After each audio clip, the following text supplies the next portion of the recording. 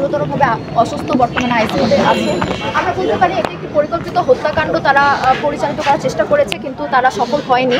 তো এই বিষয়ে সেই প্রতিবাদ স্বরূপ কালকে যে হামলা হয়েছে তার প্রতিবাদ স্বরূপ আজকে এখানে দ্য রেড জুলাই কর্তৃক একটি সংবাদ সম্মেলন করা হয়েছে, এবং সেই সংবাদ সম্মেলনে আমরা আমাদের কালকের যে হামলা সেই বিষয়ে আমাদের কি দাবি, আমরা কি চাই সেই বিষয় সম্পর্কে, এখানে শুধু আমরা কি চাই সেটা না, আপনারা বলতে পারেন যে পুরো বাংলাদেশের ছাত্র জনতা কালকের হামলা নিয়ে তারা কি চায়, যারা বিপ্লবী তারা কি চায় সেই বিষয়ে আমরা এখানে বলেছি যে বর্তমানে যে আমাদের দেশে যে অরাজকতা চলছে, অস্থিতিশীল পরিবেশ, একে হামলা করছে, তাকে হামলা করছে, তাকে মারছে, তাকে ধরছে, এই ধরনের পরিস্থিতি আসলে কাম্য ছিল না জুলাইয়ের পর। আমরা জুলাই বিপ্লব করেছিলাম কারণ আমরা একটি শান্তিপূর্ণ সুন্দর বাংলাদেশ চেয়েছিলাম, কিন্তু আজকে বলতে হয়, দুঃখের সঙ্গে বলতে হয়, জুলাই বিপ্লবের 1 বছর পরও আমরা যা চেয়েছিলাম তার 10% আমরা দেখতে পাইনি।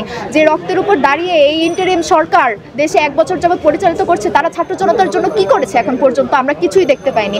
আমাদের স্বরাষ্ট্র উপদেষ্টা বলেন, আমাদের আইন উপদেষ্টা বলেন, তারা কি করেছে? তাদের দায়িত্ব কি ছিল? দেশের একটি শান্তিপূর্ণ পরিবেশ রক্ষা করা, কিন্তু তারা করতে পারেনি। আমাদের আইন উপদেষ্টা আসিফ নজরুল স্যার উনি কি ফেসবুকে পোস্ট করেছেন যে তিনি তীব্র নিন্দা প্রতিবাদ জানান। তার অবস্থানে তিনি একজন মন্ত্রী, তার অধীনে দেশের সকল আইন শৃঙ্খলা, তার কি এ ধরনের পোস্ট করা সাজে কিনা? আর আমাদের স্বরাষ্ট্র উপদেষ্টা এই পর্যন্ত এই বিষয়ে কিছু জানাননি। তাদের কি এই ধরনের তারা যে ইরেসপন্সিবল, এই ধরনের তাদের কি সাজে কিনা? তাদেরকে আমরা কত আশা নিয়ে পদে বসিয়েছিলাম, তারা যদি এখন এভাবে করে ছাত্রদের রক্তের সঙ্গে বেইমানি করে তারা যদি পদে বসে তাদের নিজেদের স্বার্থ হাসিল করতে চায়, তাহলে বলতে চাই যে দ্য রেড জুলাই সহ বাংলাদেশে যতগুলো জুলাই ভিত্তিক প্রতিষ্ঠান রয়েছে, যত ছাত্র জনতা রয়েছে, আমরা কেউ সহ্য করব না। তারা যদি তাদের দায়িত্ব সঠিকভাবে পালন করতে না পারে তাহলে আমরা বলবো আপনারা পদত্যাগ করুন। 1 বছর হয়ে গেছে, আওয়ামী লীগের দোসর যেসব পুলিশ সেনাবাহিনী এখন পর্যন্ত রয়েছে তাদেরকে কেন আপনারা চিহ্নিত করতে পারছেন না? কেন তাদেরকে আপনারা অব্যাহতি দিতে পারছেন না? কেন তাদেরকে আপনারা শাস্তি দিতে পারছেন না? এত ভিডিও ফুটেজ জুলাইয়ের এত প্রমাণ থাকা সত্ত্বেও কেন আপনারা পারছেন না তাদেরকে আইনের আওতায় আনতে? এই বিষয়ে জবাব কি তাদের আছে? এই বিষয়ে তারা কি এখন পর্যন্ত কোনো ধরনের জবাব আমাদেরকে দিতে পেরেছে? তারপর এই যে শহীদদের ফ্যামিলিদের বিভিন্ন ধরনের হয়রানি করা হচ্ছে, জুলাইয়ের বিভিন্ন ধরনের যারা অ্যাক্টিভিটিসে জড়িত ছিল তাদেরকে বিভিন্ন হয়রানির শিকার করা হচ্ছে, হুমকি থামকি দেওয়া হচ্ছে, এমনকি খুন পর্যন্ত করা হচ্ছে, এগুলো কি কাম্য ছিল? তিনি ভিপি নূর, তিনি একজন বাংলাদেশের রাজনৈতিক ব্যক্তিত্ব, তিনি একটি দলের প্রধান এবং তিনি ঢাবির সাবেক ভিপি।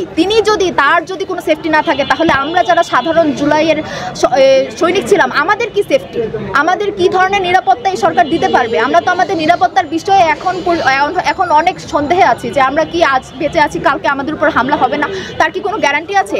তাই আমরা চাইবো যে অনতিবিলম্বে যারা এই ধরনের ঘৃণ্য হামলা ভিপি নূরের উপর করেছে তাদেরকে শাস্তির আওতায় আনুন, ভবিষ্যতে যেন এরকম হামলা শিকার কেউ না হয়। আমাদের রাষ্ট্রপতি যিনি রয়েছেন তার প্রতি আমাদের রেড জুলাই থেকে বলা হয়েছে যে 48 ঘন্টার আমরা একটা সময় দিয়েছি, তিনি যেন পদত্যাগ করেন, এবং আইন উপদেষ্টা এবং স্বরাষ্ট্র উপদেষ্টার ক্ষেত্রেও আমরা বলেছি যে তারা কেন ঠিকভাবে ফাংশন করতে পারছে না সেই বিষয়ে তারা যেন ছাত্র জনতার সামনে তারা বলে যে কেন পারছে না, কী ধরনের তারা বাধার সম্মুখীন হচ্ছে, আমরাও জানতে চাই কেন পারছে না।